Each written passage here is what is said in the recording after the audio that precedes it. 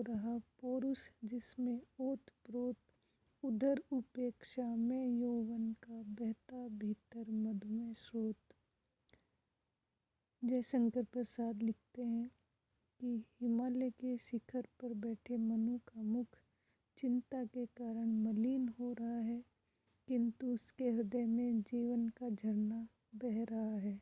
अर्थात मनु एक तरफ जहाँ चिंतित दिखाई दे रहे हैं, वहीं दूसरी तरफ उनके भीतर आशा का स्रोत, आशा का झरना अभी सूखा नहीं है। जीवन में वो आगे बढ़ना चाहते हैं, लेकिन वह चिंता में इतना लीन है कि उसका ध्यान अपने हृदय की भावनाओं की ओर है ही नहीं। इसीलिए जयशंकर प्रसाद लिखते हैं, उधर उपेक्षा में यौवन का, अपने यौवन की ऊर्जा की उपेक्षा करते हुए वो चिंतित बैठे हैं, लेकिन भीतर उनके उमंग, जोश, आशा का मधुमय झरना, मधुमय स्रोत, मधुमय झरना भी प्रवाहित है। मनु का मायने के नायक हैं। नायक विख्यात तथा शक्तिमान होता है। ये नायक की अवधारणा यहाँ जयशंकर प्रसाद ने रखी है। बंधी महावट से नौका थी, सूखे में अब पड़ी रही, उतर चला था वह जल प्लावन और निकलने लगी मही। मनु की नौका बरगद के पेड़ से बंधी हुई थी। अब तो वह सूखे में पड़ी थी, यानी जब जल का प्रवाह तेज था तो उस नौका को बांधा गया था बरगद के पेड़ से, लेकिन अब पानी नीचे उतर गया है, जल का वेग, प्रवाह, गहराई कम हो गई है और वो नौका अब सूखे में बंधी हुई दिखाई दे रही है। किंतु जब मनु यहाँ पहुँचे थे तो यह स्थान भी जलमग्न था। धीरे धीरे जल प्लावन यानी जल की बाढ़ उतरने लगी थी और धरती दिखाई देने लगी थी। मही मतलब धरती। निकल रही थी मर्म वेदना, करुणा विकल कहानी सी, वहाँ अकेली प्रकृति सुन रही, हंसती सी पहचानी सी।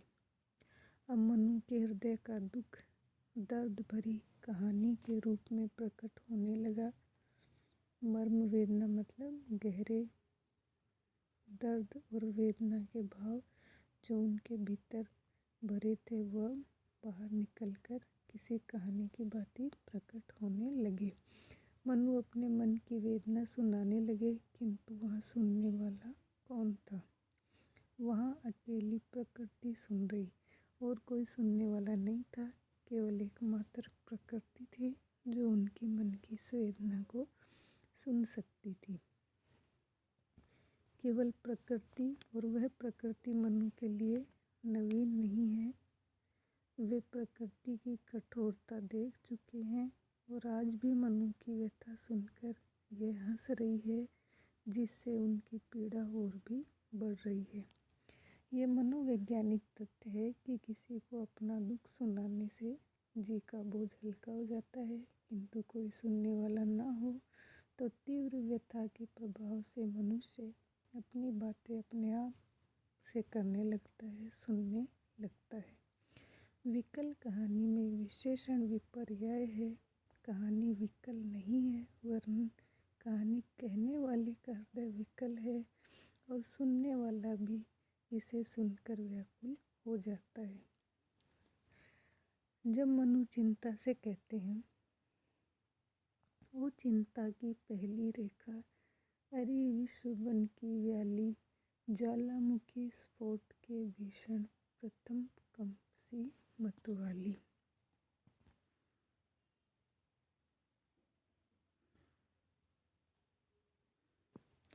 अर्थात मनु ने जीवन में पहली बार चिंता का अनुभव किया है, इसलिए वे कहते हैं कि वो चिंता की प्रथम रेखा तो इस संसार रूपी वन की सर्पिणी के समान है, जो इसमें रहने वाले सभी मनुष्यों को डसकर उनमें अपने विष का संचार करती है। विश्व वन की व्याली, संसार रूपी वन में घूमने वाली सर्पिणी। तो क्या करती है, सबको अपना ग्रास बनाती है, डसती रहती है। जो इस संसार में आया है वो कोई भी व्यक्ति चिंता से मुक्त नहीं रह सकता।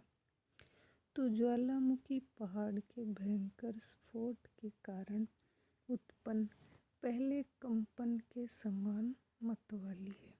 जिस प्रकार ज्वालामुखी का कंपन किसी की चिंता नहीं करता और आसपास की सभी अच्छी बुरी वस्तुओं को नष्ट कर देता है, उसी प्रकार चिंता भी व्यक्ति में भेद नहीं करती। वह तो सभी मनुष्यों को समान रूप से ग्रस लेती है। यह मतवाली का अर्थ मस्त नहीं है, वरन उससे है जो किसी का भेद नहीं कर सकती, सबको एक समान समझती है। हे अभाव की चपल बालिके, री ललाट की खल खेला, हरी भरी सी दौड़ धूप ओझल माया की चल रेखा। हे चिंता, मनु कहते हैं, हे चिंता तू अभाव की बालिका है। अर्थात जब मनुष्य अपने पास किसी वस्तु की कमी अनुभव करने लगता है तो वह उसकी प्राप्ति की चिंता करने लगता है। तेरे उदित होते ही माथे पर वक्र रेखाएं पड़ जाती हैं। री ललाट की खल रेखा से मतलब जो व्यक्ति चिंतित होता है तो उसके माथे पर स्वतः ही रेखाएं, चिंता की रेखाएं जिन्हें हम कहते हैं, वो उभर आती हैं। और इसलिए तुझे ललाट की वक्र रेखा भी कहा गया है चिंता को। चिंता होने पर मनुष्य उसे दूर करने के लिए भरपूर प्रयत्न करता है। तो जल की चंचलता से उत्पन्न होने वाली लहरों की रेखा के समान है। यह चिंता को इस प्रकार से हम देखें कई नामों से संबोधित किया गया है। इस ग्रह कक्षा की हलचल री, तरल गरल की लघु लहरी, जरा अमर जीवन की और न कुछ सुनने वाली बहरी।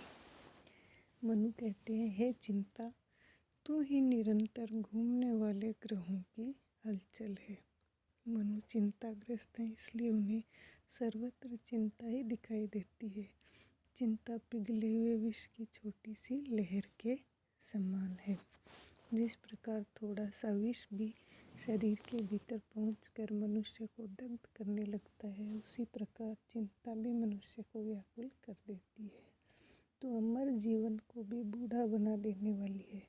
तेरे कारण बलवान पुरुष भी अत्यंत अल्प समय में वृद्ध के समान दिखने लगते हैं।